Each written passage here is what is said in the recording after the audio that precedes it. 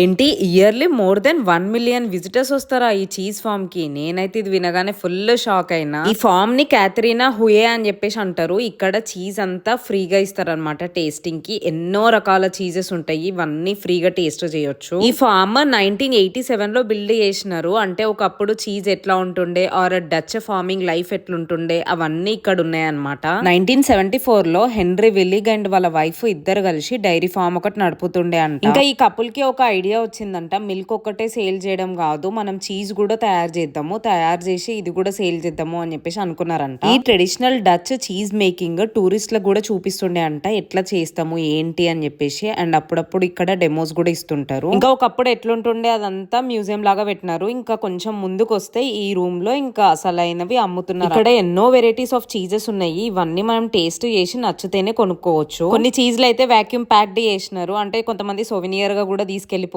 దీన్ని. నెక్స్ట్ వీడియోలో ఇంకా ఇంట్రెస్టింగ్ గా ఉండబోతున్నాయి, మిస్ అవ్వద్దంటే ఫాలో అవ్వండి. బాయ్.